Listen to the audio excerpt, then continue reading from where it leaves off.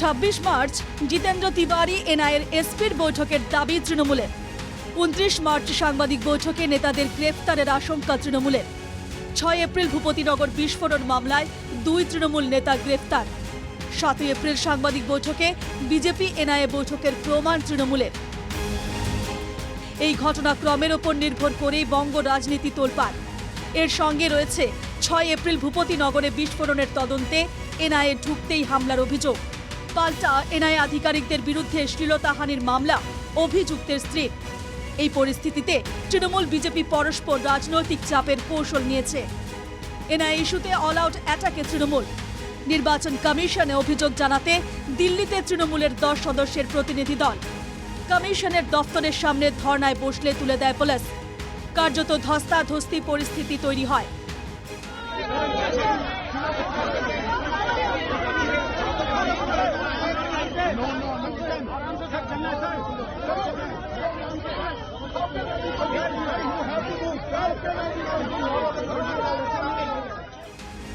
প্রতিবাদে সোমবার রাতে রাজভবনে পৌঁছন অভিষেক বন্দ্যোপাধ্যায়।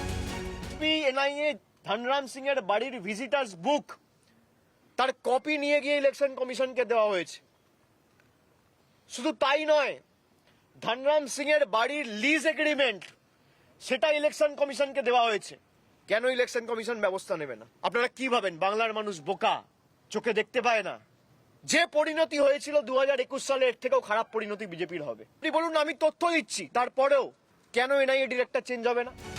কমিশনের সামনে থেকে পুলিশ তৃণমূলের প্রতিনিধিদের সরিয়ে দিলেও মন্দির মার্গ থানার ধর্ণা চালিয়ে যান তৃণমূল প্রতিনিধিরা। অবশেষে মঙ্গলবার বিকেলে 24 ঘন্টার ধর্ণা প্রত্যাহার করেন তারা। हमारे ये इधर जो डिटेन किया गया, हमारे एमपीओ को जैसे हमको उठा के लाया, जैसे घिसट के लेकर गए, इसके खिलाफ 4 पॉइंट लेके ये चिट्ठी गवर्नर के पास हमारी पार्टी की तरफ से पहुंचे। চোরেরা ভয় পেয়েছে, বাড়িতে ঘুমাতে পারছে না। আপনার পুলিশের নিরপেক্ষতা নেই, তাই সিবিআই এনআইএ কে হ্যান্ডওভার করছে কেস কোর্টে। আপনি কোর্টে চ্যালেঞ্জ না করে আপনি বাজার গরম করতে চাইছেন আর মিডিয়াতে থাকার জন্য যেখানে সেখানে সিঁড়িতে বসে পড়ছেন। বাংলার জনগণ অপেক্ষায় আছে কবে মাপলারের পরে হাওয়াই চটি ভিতরে যাবে। এদিকে তৃণমূলের তরফ থেকে লাগাতার এনআইএ এসপি ধনরাম সিংকে অপসারণের দাবি জানানো হচ্ছে। সামগ্রিক ঘটনা জানিয়ে রাজ্যপালকে চিঠি দিয়েছেন অভিষেক বন্দ্যোপাধ্যায়। ফেসবুকে অভিষেক বন্দ্যোপাধ্যায় এবং এক্স হ্যান্ডেলে কুণাল ঘোষ আক্রমণের ঝাঁঝ বাড়াচ্ছেন। মাননীয় রাজ্যপালকে সবিস্তারে বলেছি, অনুরোধ করেছি নিরপেক্ষ ব্যবস্থা নেওয়া হোক। স্বৈরাচারী বিজেপি সরকারের পতন সময়ের অপেক্ষা। ধিক্কার নির্বাচন কমিশন। এনআইএ বিজেপি আঁতাত নিয়ে অভিষেক ব্যানার্জির করা অবস্থানে ধনরাম সিংকে দিল্লিতে তলব করা হয়েছে। দায়িত্ব পেয়েছেন রাকেশ রোশন। ঘটনাকে ধামাচাপা না দিয়ে সঠিক তদন্ত হোক। সত্য না মিথ্যা তদন্ত হোক। তার বেলা কেন তখন কোর্টের হস্তক্ষেপ চাওয়া হবে? রাত্রি 3টার সময় যাবেন গ্রামের বাড়িতে, পুলিশকে খবর না দিয়ে সেখানে আপনারা কোনো মহিলা যদি সেখানে অভিযোগ করে থাকেন, তার বেলা তখন হচ্ছে মিথ্যা।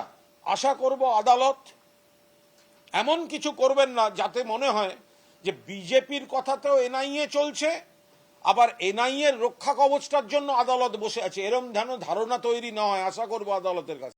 কিভাবে তাদের প্রশাসনকে পরিচালনা করবে, কোন অফিসারকে সামনে রেখে তদন্ত করবে, সেটা এনআইএ এর ব্যাপার। আমরা এনআইএ এর মুখপত্র নই। এটা কংগ্রেস জমানার কেজ প্যারেট নয়। স্বতন্ত্রভাবে তারা তদন্ত করছে।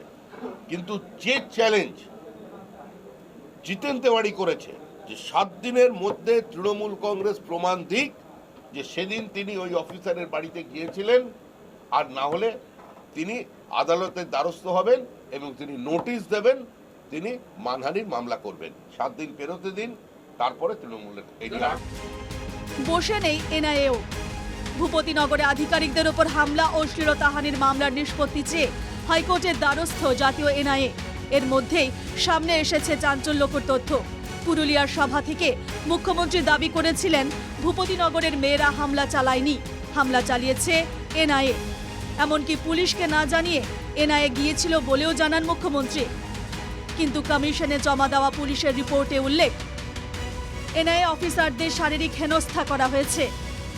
ঘটনার দিন ভোর 4:30 পুলিশকে জানানো হয়। পুলিশ ফোর্স তৈরি করে যাওয়ার আগেই ঘটনা ঘটে যায়। সব মিলিয়ে ভোটের আবহে ভূপতিনগর কাণ্ড এবং তারপর এনআইয়ের ভূমিকা নিয়ে রাজ্য কেন্দ্র সংঘাত চরমে। Bureau report, NKTV Bangla.